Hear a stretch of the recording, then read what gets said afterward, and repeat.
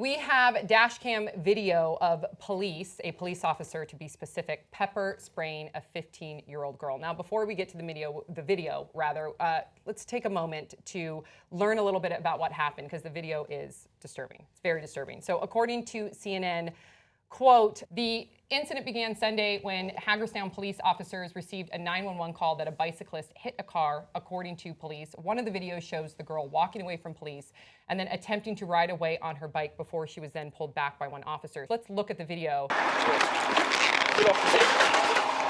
You're being detained now for cooperation. For what? For cooperation of investigation. Get off of me!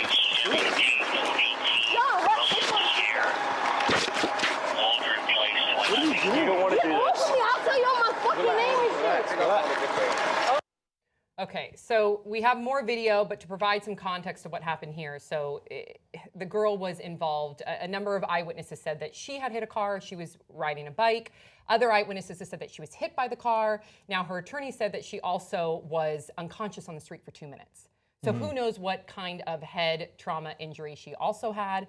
Then she gets up. You know, if she was passed out for 2 minutes, she gets up and she immediately, according to her attorney, wanted to get on that bike and head home to her mom, who lived very closely by to where this incident took place. That's when the police came over and the police wanted to ID her and question her and investigate exactly what happened. And then you saw in that portion of the video when she tried to, escape the police, that's when a confrontation took place. So now let's look. Do you want to jump in before we go into apprehension? Okay. So as often happens in these stories, in the beginning, I feel some degree of sympathy for the cops, because if the witnesses are saying she hit the car and she just wants to leave the scene, I get why you need to have her not leave the scene. They have to. That's their job. Right. That's their job. So far, it's uncomfortable to look at because she's a young girl, but she's trying to leave, and the cops are trying to get her to stay. So that's not the issue. Okay. What happens later is the issue. Right. So we have video of the police. Oh, get that hard ass shit off! Stop, y'all! Get that shit off of me! Get off! Stop. Stop. Stop. Get off! Stop. Okay, so we have the video there where you see that she's being handcuffed. She clearly doesn't want to be handcuffed. She's screaming. It's hurting her. Then we have the video here. Let's first read the quote that will correspond with the video. And the quote reads, "The videos show officers repeatedly tell the girl who was handcuffed, 'You are going to get sprayed,' and ordered her to put her feet inside the patrol car. The girl continued to scream until an officer pepper sprayed her through the open car window and another officer closed the door." Let's watch the video and then we can continue the conversation. There's so much to talk about here.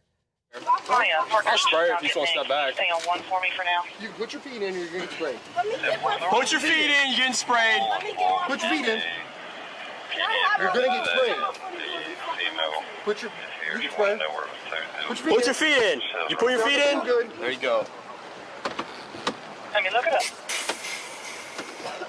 Come on, man. Come on, hurry. Y'all hurry up.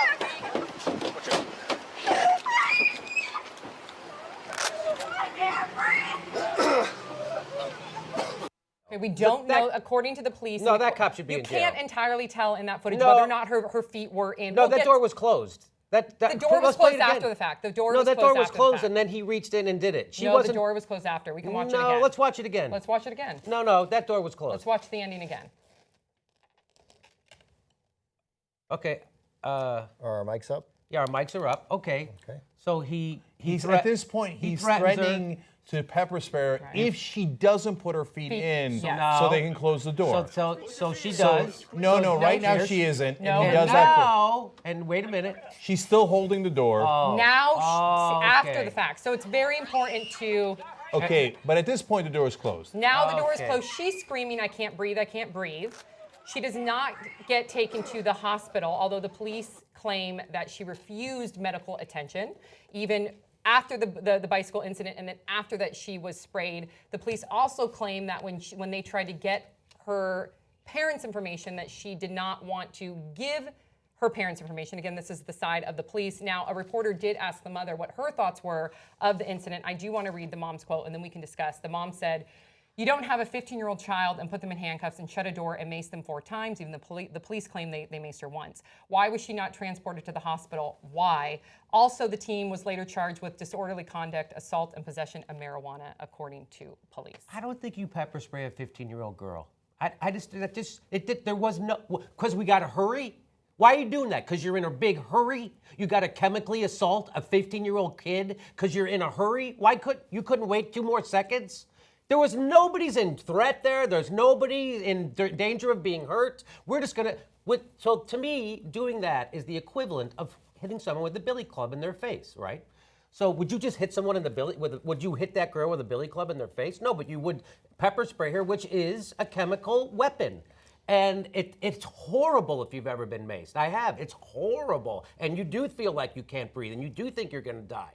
So why would they do that? There's nothing happening. The situation's taken care of. She's handcuffed. She's in the back of the car, and they still do that to her. I'm sorry, but those guys are animals. Okay, so my take on it is they come into a difficult situation. So they haven't yet assessed who's at fault, but some of the witnesses are saying she ran into the car. Now, if she did run into the car, she's the one who got hurt. She got knocked down. She was, some say she was unconscious for 2 minutes. Usually the bike-car accident favors the car. Yes. Yeah. So the amount of damage she might have done to the car is probably going to be minimal. So, like, even if she's at fault and you think it's a crime, which would be strange because that's not normally a crime, so that would be a minimal thing. So that would lead me to believe, hey, let me use some caution here. Now, God, she's trying to run away. That's super annoying. And maybe because they found pot on her, that's why she wanted to run away. Keep it real, okay? So that's why I say I understand in the beginning, and then I understand that they're annoyed as she's like screaming and yada yada. The part where we 100% agree is, look, you almost got her in the car. I know that you continue to be annoyed, but that is not a good enough reason to take a girl who ran into a car, who's 15 years old, who might or might not be hurt, right? You know, she did get back on her bike, but she might be hurt and she doesn't know it. And she's 15 years old. She could have a concussion easily. Yeah. And the thing that scared me the most is she's in that enclosed space of the car with the pepper spray, and now you're having issues And about whether you can't rub your eyes. Right. I bet when you were pepper sprayed, you probably rubbed your eyes. Oh, my God. Yeah. Yes. And so I know they had the window open. Don't do that. Don't do that. That's really, really unnecessary.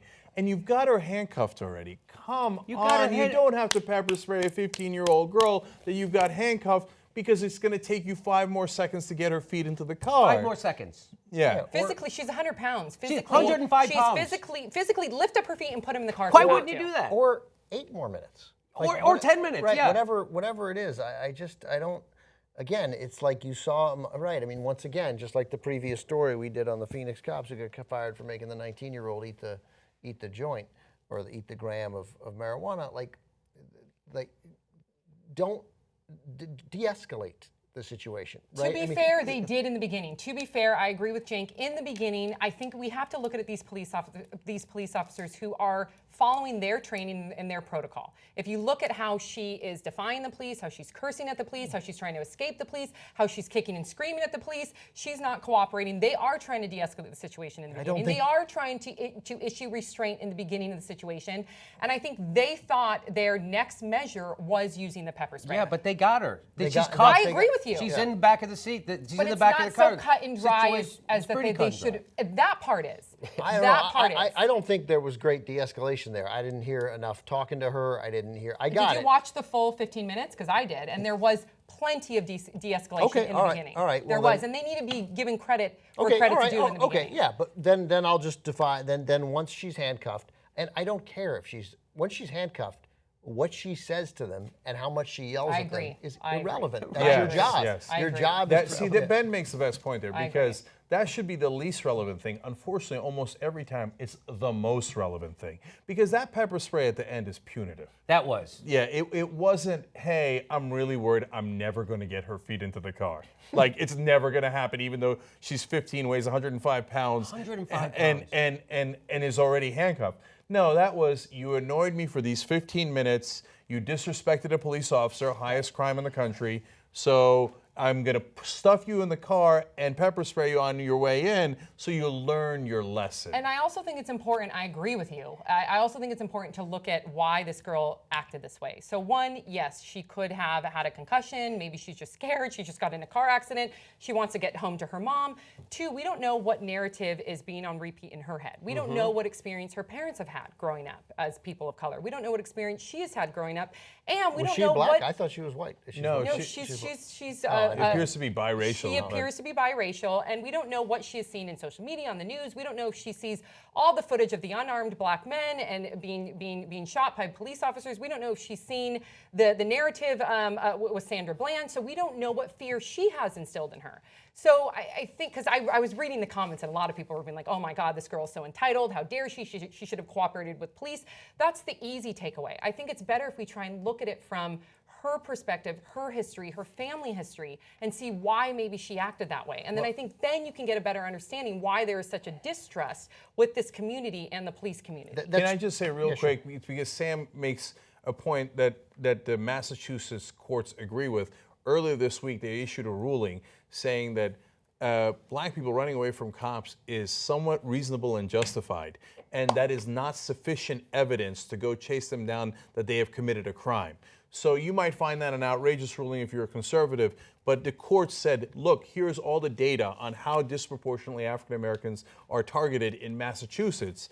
And hence, if you've been targeted like that your whole life, your reasonable reaction might be, I got to get away from these cops who are going to do X, Y, and Z to me, whether I deserved it or not. So this is not Massachusetts, but we don't know the context that she grew up in as an African American. In fact, I saw this story and I was like, wow, I'm surprised they pepper sprayed a teen girl. That sounds weird. And then I saw the video and I was like, oh, she's black, or at least biracial. I'm like, unfortunately, that made it a little less surprising. I'm not saying they're racist. I'm saying that there's a lot of assumptions that go in. I'm sure if that was Chelsea Clinton, she would have got it.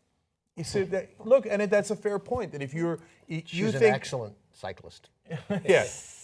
No, seriously though, this is, I use Beverly Hills as the classic example. But if that's a 15-year-old white girl in Beverly Hills, she ain't getting pepper sprayed on the way in. No way. However, no way. I will have to say a 15-year-old white girl may have cooperated with police because there's absolutely no distrust. I had no distrust of police at 15 years old, or even now, because that's a super interesting point. First of all, some 15-year-old girls in Beverly Hills could use a little pepper spray. I just careful there. It's so stupid. She obviously should have cooperated with police. Of course she should have. Everyone should if they can, right? But that's not relevant because we don't give her a gun and authority. Like, that's for her mom. That's her problem. But yes. maybe she doesn't want to cooperate because she's fearful of what may happen to her because of what she sees constantly in the news. Fine, but she still should have cooperated. Of course. She wouldn't have gotten pepper sprayed and she wouldn't have gotten handcuffed. Right. But that doesn't matter. Our job is to judge them because they're the ones who are given the power authority. In the situation, yes. And the idea that I would pepper spray someone handcuffed is abhorrent. What kind of a man does that? It's like in the movies where you have your two henchmen hold the guy so you can hit him. Yes. Hit him. You're a coward. If you want to hit him, hit him. Yeah. So he might hit you back, right? Yeah. So again, it just felt an extra step. So I didn't see the whole video, and great. They did everything okay. Annoying, frustrating. She wanted to run. They didn't really hurt her. They handcuffed her. Her wrist might hurt. I can live with all that. But then at the end, just kick her feet in, shove them in. Not only that, I would even go to saying, I know that this wouldn't be proper protocol, but again, when it's a 15-year-old girl, just give her the benefit of the doubt. Let's say, because she said, I'm going home to my mom. And there was a couple, she had said. Let me walk you home. Follow her. I'll walk you home. If she's going home to her mom and she's on a bike and you're in a patrol car, you're in a car, you have an advantage. Follow her home. Go the extra mile. You know why they wouldn't? Because what if they lose her? Then they got to go tell their commanding officer they lost the girl in the hit and run. They just let her walk away or ride away, and then they're going to get embarrassed. Yeah. Hold her bike. They don't want to get embarrassed. You will hold the bike, walk her. Again, that's what I meant with my de-escalation. Like, there seemed to be other solutions, but again, I'd let everything go until the pepper spray at the end. Like, again, I mean, if we had video of every single cop interaction with police, with people who don't follow police orders, they're all ugly to some extent, but they don't have to be totally ugly.